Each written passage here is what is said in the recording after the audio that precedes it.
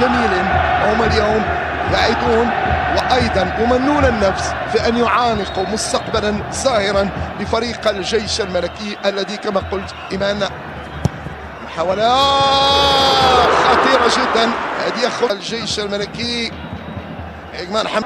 إذن لوحة لأنصار فريق الجيش الملكي بطبيعة الحال.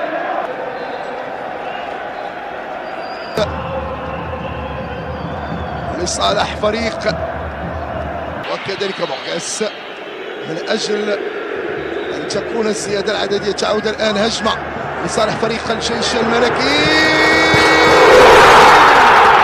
والهدف آدم نفاتي لأنصار فريق الجيش الملكي بهذا الهدف. يجدون التوغل، يجدون كذلك استغلال المساحات. شاهدوا آدم نفاتي.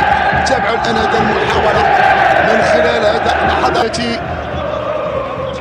دائما والهدف الأول. هذا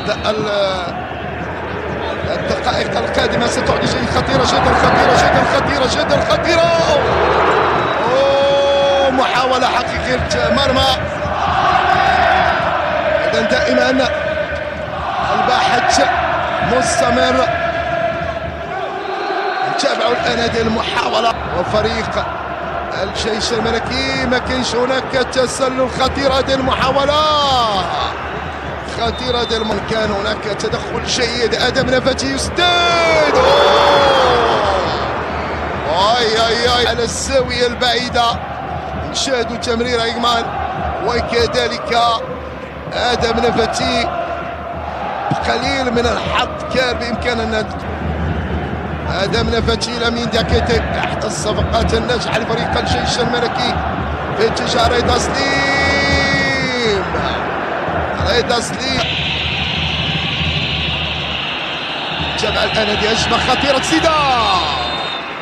تسديدة كانت كاينش هناك خطأ في اتجاه ميري. محاولة حقيقية خطيرة لفريق حسنية تقديره وأيوب لكراد، لكن شاهدوا سدد بقوة والحال.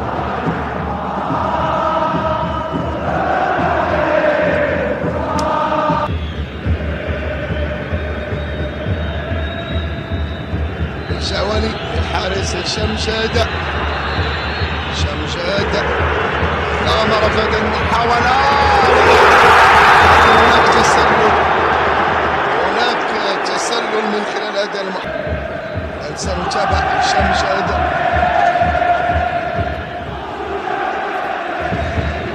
جميرة متوقفة.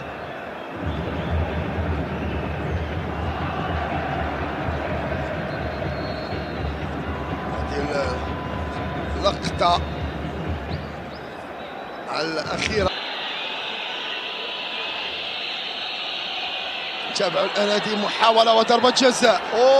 ضربة جزاء. مفيد حاول أنه يتمكن من الكرة. إذا هذه هو اللقطة. مفيد يتدخل. ميري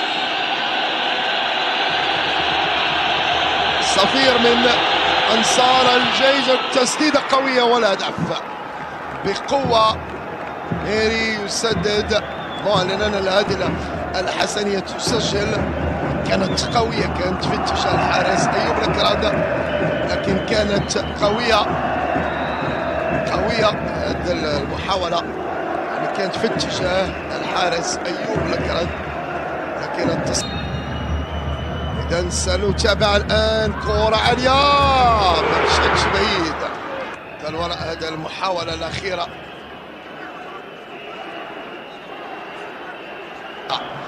بدون استثناء. تابعوا الآن ضربة رأسية. هشام المجاد إنها كانت هجمة خطيرة. نتابع ضربة رأسية. كان هناك ارتباك.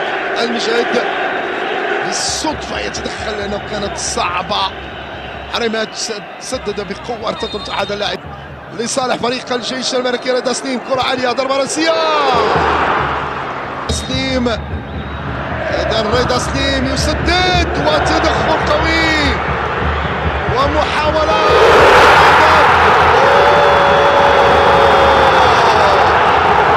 هيستيريا بملعب الأمير.